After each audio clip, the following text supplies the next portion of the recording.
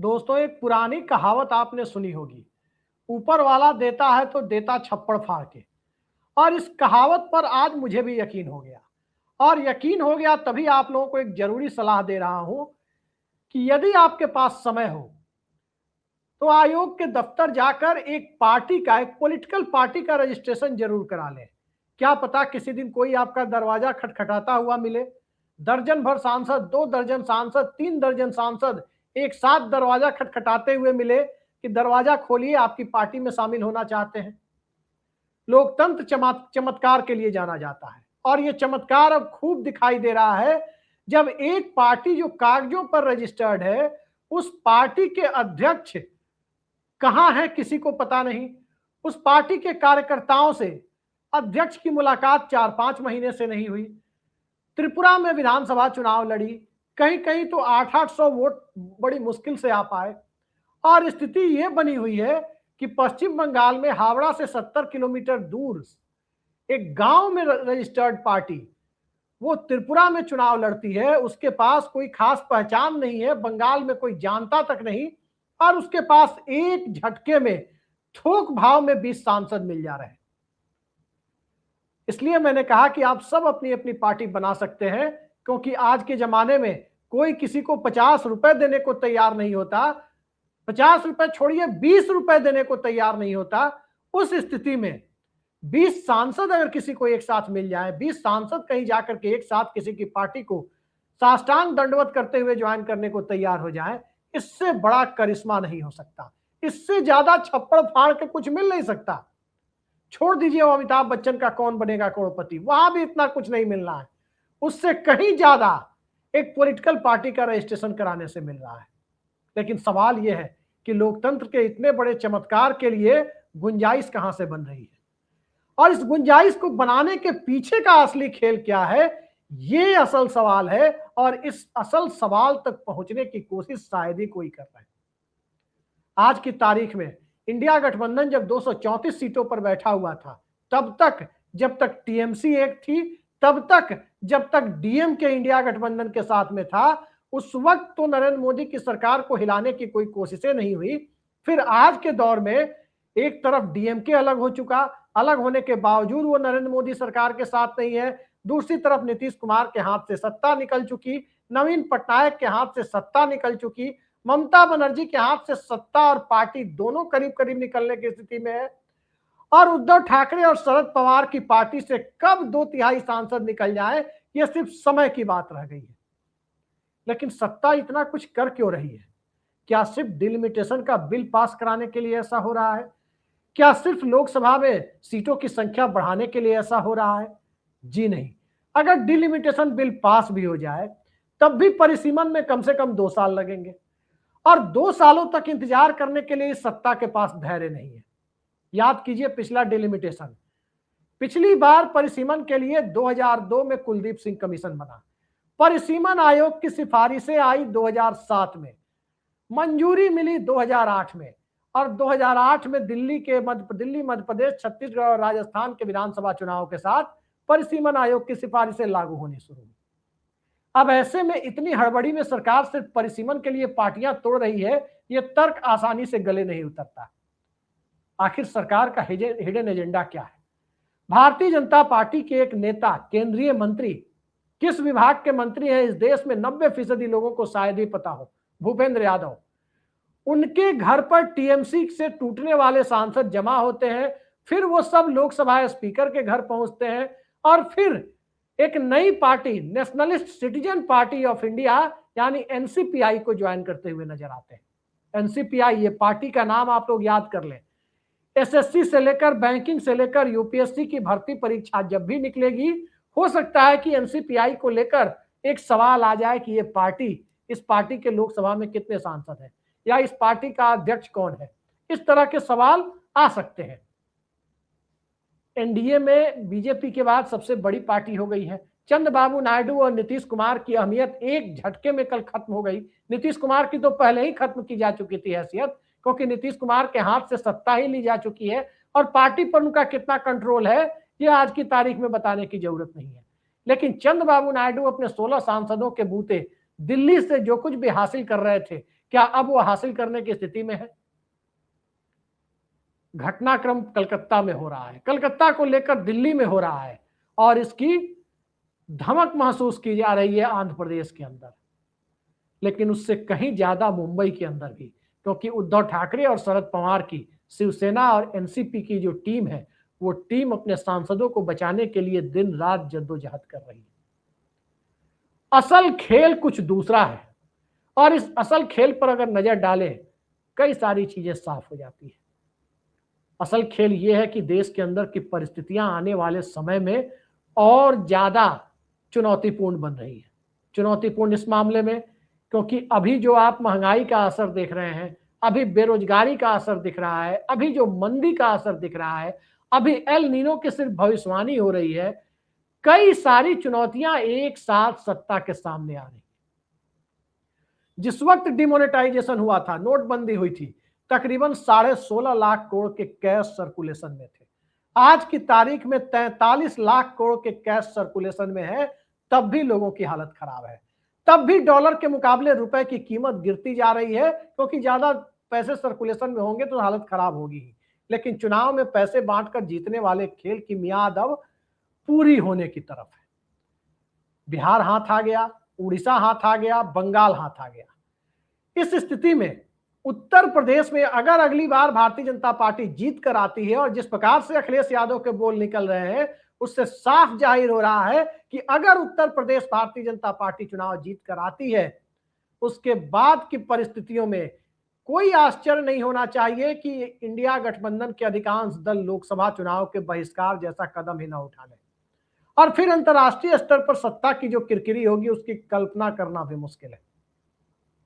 भारत के अर्जित लोकतंत्र की जो भूमिका है, उस भूमिका पर जो सवालिया निशान लगेंगे, उसको लेकर सत्ता अभी से घबराई हुई दिखाई दे रही है। क्योंकि यूपी में जिस प्रकार से अखिलेश यादव के गठबंधन ने कांग्रेस राहुल गांधी की पार्टी के साथ मिलकर प्रदर्शन किया, उस प्रदर्शन में जिस ढंग से बीजेपी को उसने लोकसभा में मात दी, जिस ढंग से उत्तर प्रदेश में समाजवादी पार्टी और कांग्रेस का गठबंधन आगे बढ़ रहा है, अगर लोकसभा चुनाव में नतीजा उम्मीदों के अनुरूप नहीं आया, तो जो खेल बंगाल में खेला गया, उस खेल की गुंजाइश दिल्ली में, यूपी में भी सुनाई देगी। और उसके बाद जो बात राहुल गांधी कह रहे हैं कि हम प्रतिरोध करेंगे, तो प्रतिरोध के तो तमाम हथकंडे वो अपना चुके हैं, एकमात्र हथकंडा बचा हुआ है, और उस हथकंडे को अपनाने का एकमात्र मकसद यही होगा कि अंतरराष्ट्रीय समुदाय से लेकर भारत के अंदर जो प्रबुद्ध लोग हैं, उन सब का ध्यान इस तरफ खींचा जाए कि इस देश में चुनाव फ्री एंड फेयर नहीं हो रहे। ये आशंका विपक्ष को है।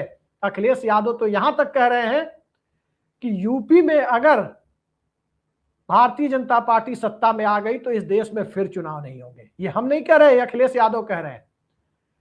ऐसे में सवाल ये उठ रहा है कि क्या सिर्फ नंबर जुटाने के लिए दिल्ली में सांसद तोड़े जा रहे हैं? जी नहीं, नंबर गेम में भारतीय जनता पार्टी पहले ही आगे है। संसद में सीटों की संख्या बढ़ाना भी उनका सीधा कोई मकसद नहीं था, उसके लिए तमाम प्रयास आगे वो कर सकते हैं। असल खेल ये है कि विपक्ष को मजबूत होने देना। जिस ढंग से कॉकरोच जनता पार्टी के सोशल मीडिया प्रयोग से भी नौजवान जुड़ते जा रहे हैं, जिस ढंग से किसान और नौजवान का गुस्सा बढ़ता जा रहा है, जिस ढंग से सामाजिक न्याय की ताकतों को के सहारे जनमत तैयार करने वाली जो जमात है, राजनीतिक जमात की बात नहीं कर रहा हूं, जो जनता के बीच जो जमात है, जो सिटीजन्स फोरम है, नागरिक समाज है, उनके भीतर जो सवाल सत्ता को लेकर खड़े हो रहे हैं, उन सवालों के दायरे में जनमत का, जनता के मत के साथ जो जनादेश है, उसका जनमत के साथ मिसमैच कई राज्यों में लोगों को दिखाई दे रहा है। और ये मिसमैच, ये अंतर कहीं ना कहीं नए सिरे से लोगों को सोचने पर विवश कर रहा है, सत्ता को भी सोचने पर विवश कर रहा है। सत्ता दरअसल जो खेल खेल रही है, वो असल खेल कुछ दूसरा है। कई सारे लोग आपको कहते हुए मिल जाएंगे कि आने वाले वक्त में क्या होगा, लेकिन कोई आश्चर्य किसी को नहीं होना चाहिए। कल ही वरिष्ठ पत्रकार सतीश के सिंह ने मेरे इसी चैनल पे कहा है कि लोकसभा चुनाव समय से पहले हो सकते हैं।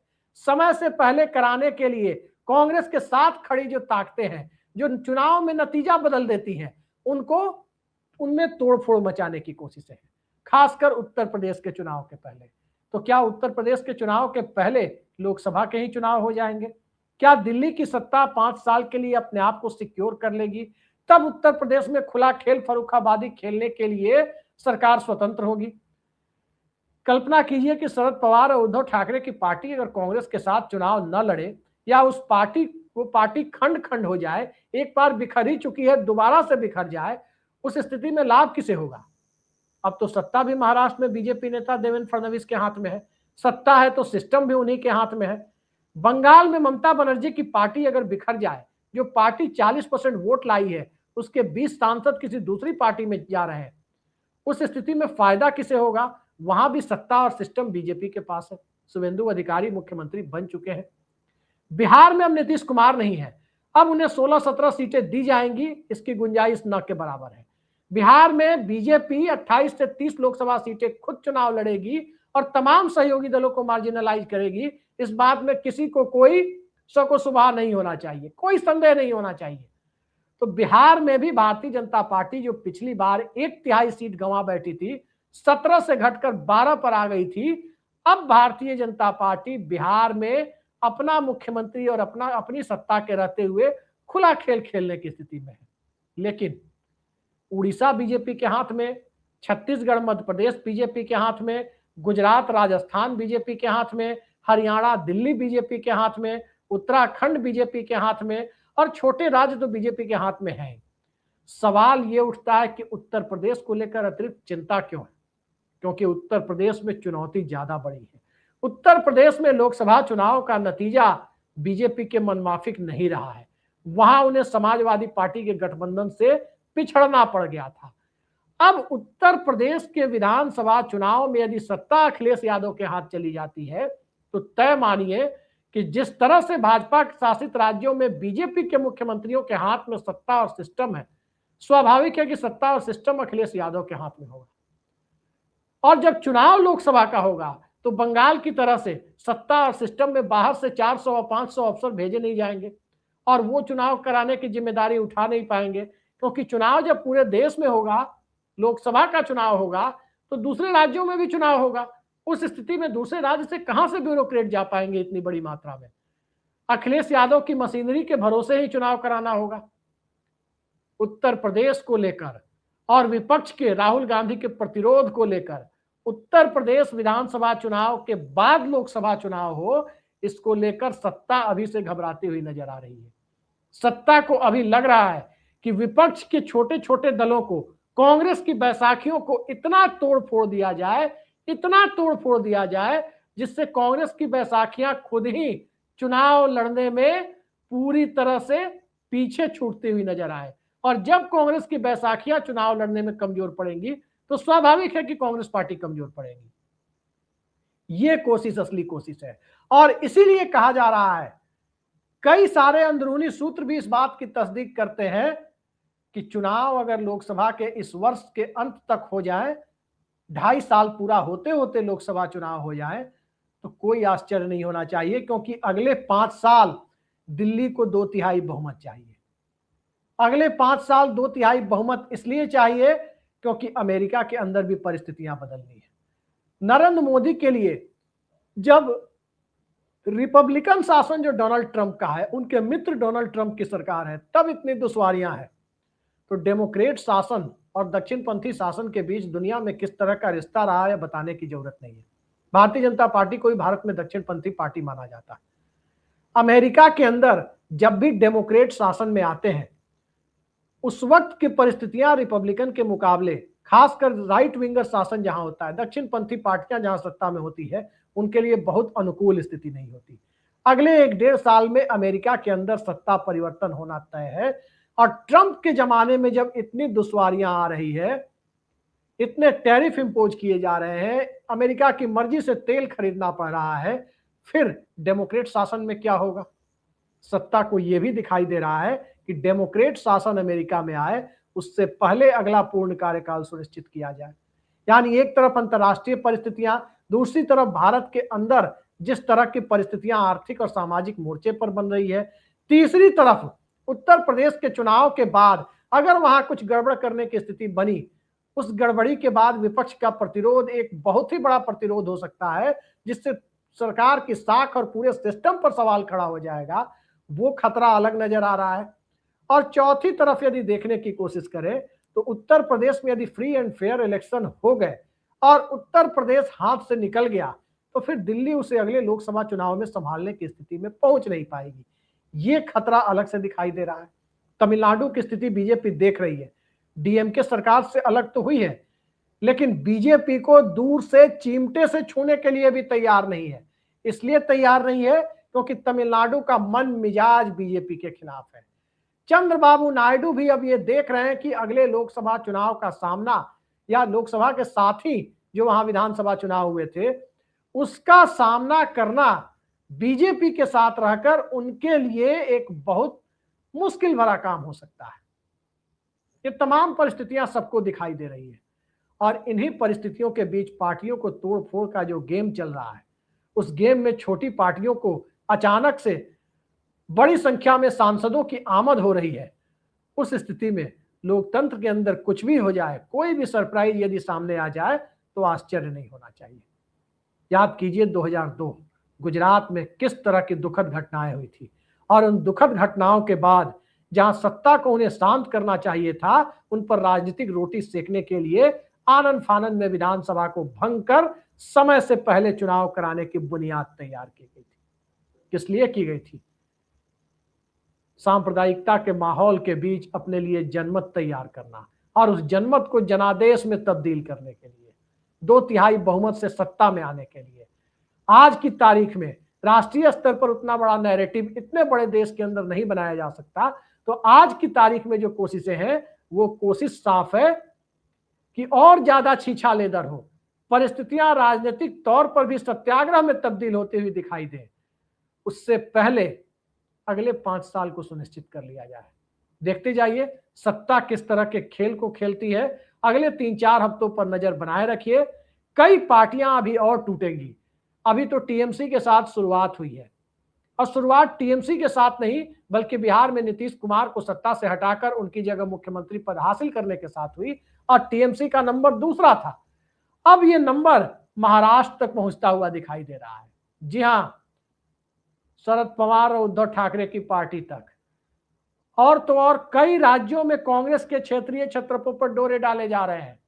उन्हें भी अपने पाले में लाने की कोशिशें चल रही है, खासकर उन राज्यों में जिन राज्यों में पार्टी पहले से ही 2 मजबूत गुटों में बटी हुई है और इस गुटबाजी के कारण जीती हुई बाजी को चुनाव में हार में बदलने में कामयाबी मिली है। कई राज्य हैं जहां कांग्रेस के अंदर 2-2 लोग मुख्यमंत्री पद की दावेदारी करते रहे और पार्टी का बटाधार होता रहा। उनमें से एक गुट, जिस गुट को ईडी सीबीआई के सहारे डराया जा सकता है, उस गुट को अपने पाले में लाने का खेल भी चल रहा है। ये खेल कैसे किस आधार पर मुकम्मल होगा देखते जाइए, लेकिन इतना तो तय है कि दिल्ली वो नहीं सोच रही जो आम लोग सोच रहे हैं। पार्टियां तोड़ने के पीछे का खेल इतना छोटा खेल नहीं है। आज के लिए इतना ही। नमस्कार।